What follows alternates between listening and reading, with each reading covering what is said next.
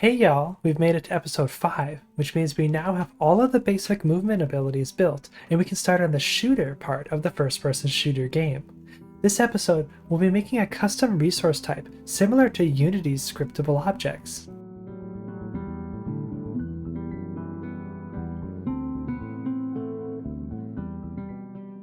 Unfortunately, the solution for making C# resources doesn't work in the Godot editor yet. It's currently in development, with the issue still open on GitHub to this day.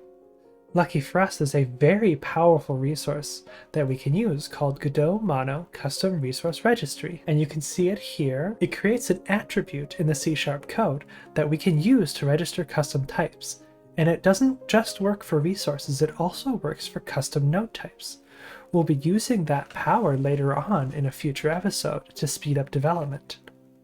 I strongly recommend downloading directly from @Lynx's GitHub repository. If they publish a release after this video, you can get the latest version.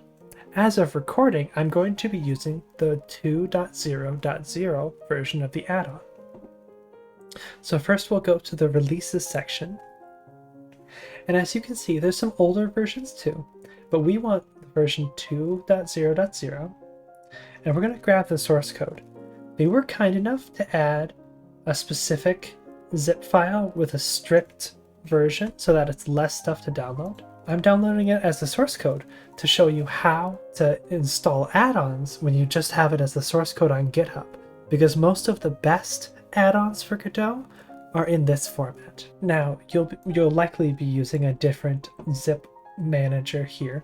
This is Arc, which is for KDE environments, the default. You only need this add-ons folder here. And if you take the gitignore, csproj, the sln, or the default environment and project.godot files, they might actually mess up your project. And so what I recommend is just extracting the add-ons. You can see in it it's the folder and then all of the components of the add-on itself. And so I'm going to extract it directly into the root of our project folder. And so as you can see in the main folder of our project, we have the add-ons folder, the Mono Custom Resource Registry, and then the files here. And now that it's extracted, we can go into the Godot project settings. And under the plugins tab, we can hit enable. It will set the plugin to be active, and it won't work properly.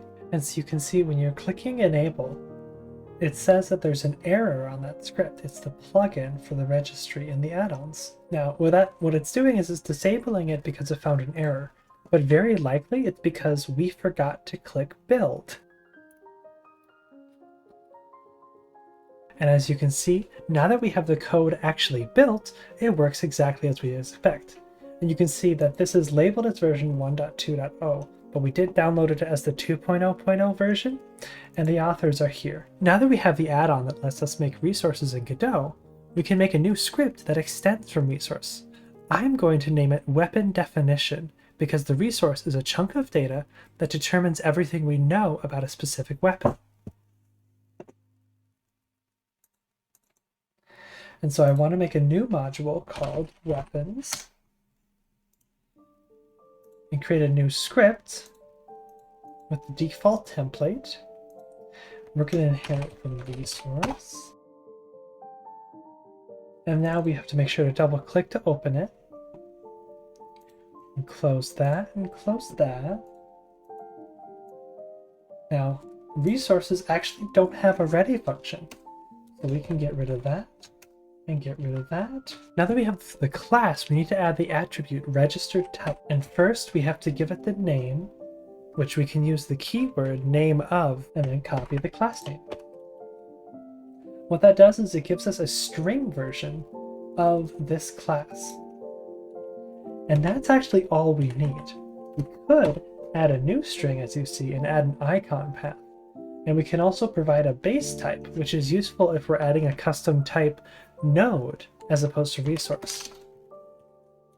But right now, this is actually all we need. And so to make this exist as data that we can manipulate, we just need some export variables. From this point on, it's very similar to the scriptable object system of Unity. and we're able to make functions and logic happen inside the class.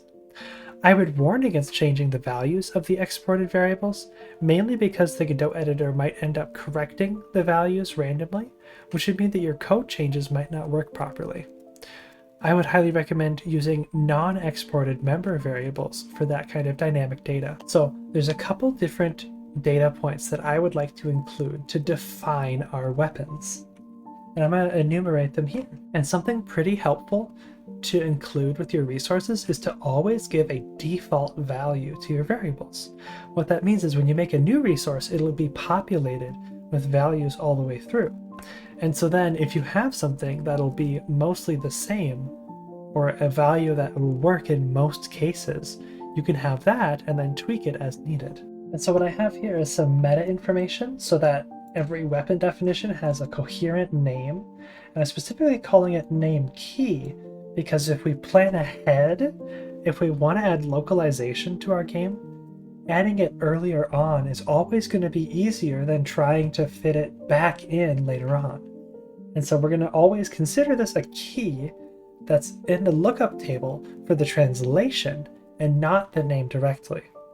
Now, if you know for certain you don't want to add localization, then you don't need to have this be a key. You could just have it be the name. Now, these are the shooting stats, which is how far it can shoot, how fast it can shoot, and how much damage it deals when it shoots. Specifically, I choose rate of fire, but I'm considering it to be shots fired per second. So 0.5 for ROF would be 1 shot every 2 seconds. And this is the animation info. In Godot, animations are handled by name, and so the equip animation, unequip animation, fire animation, and reload animation are going to have individual names, and you can define them in each individual weapon. If we had the animations put together, I would populate these with some common defaults, and then let individuals change it. In a later episode, we'll be going into first-person animations and making those work. But for now, we're just going to have this data be there so we have it for later on. Now, if we want to jump over to the character controller class, we can make an export variable of the weapon definition type. Then, in our functions, we can access the data on the resource. For now, I'm just going to print out the name of the weapon in the ready function. And so when we get the ready function, so once the game starts, it'll print out the weapon definition's name key that we set in here to the console, so we can see that everything's working as we expected. Now we have to go back into the editor to build our code. And you might have noticed over here is another button next to build. This is a special button for the add-on that reloads the custom resources without building the project. This is really helpful because if you have a lot of code, you might not want to recompile everything just because you added one new resource definition. And so this is pretty helpful and a lot faster to just quickly update the registry. And that'll make sure your resources are updated. Now that that's done, we can actually make a new resource. If we search for weapon definition, we can see it pop up. If we had set a custom icon in the attribute, it would show up right here. And now we can choose a name. I'm going to call it pistol. And so as you can see, it's a file in our file system. And when we open it, it has all the properties that we set. And so I'm going to set some simple values in there. We'll save it. And if we go to the character controller, we can see that it wants the weapon definition. If you click on here, one of the issues in Godot right now, I believe this is a carryover from how GDScript handles classes. Basically, all of the resources that could ever possibly be valid are shown up here. And so if we were to scroll all the way to the bottom, we can see our weapon definition. But what's easier is to just click and drag our existing file there. Unfortunately, this does mean that you're going to have it open in the file system every time, but it's a lot easier than scrolling. And there are some add-ons to make this part of Godot a lot easier. And so now we have the weapon definition set. We have the properties set in it. So let's make sure everything works. And as you can see, it printed out the name that we put in here to the console as soon as we started. So that means everything's working exactly as we needed. Now, if you're not familiar with the scriptable object pipeline, it might be a bit unfamiliar to you. The main advantage of using custom resources is that all the properties that define a thing, such as a weapon, can be stored, referenced, and even edited directly from the editor with no code required. What this means is that collaboration is much easier, as teammates can help make content without needing to know how to write the code themselves. Okay, now that we have all that set up, we're going to need a few weapon definitions. I'm going to assign this as the homework for this episode. I want you to make 3 to 4 weapon definitions for different kinds of weapons that you would like in the game. As an example, I would do a pistol, a submachine gun, a shotgun, and a rifle. Feel free to make more if you expect to want them in your game. Thank you so much for watching. I want to put out a special thank you to my dedicated supporters who are helping me afford to keep making the series. They get to see these episodes as soon as they are completed, as well as teasers for different things I'm working on, such as the scripts for this videos. You can get all these perks for as little as $1 on my Ko-fi. My current supporters are Noel, Miguel, Grabhoon, and Cody R. Thank you all so much for your financial support.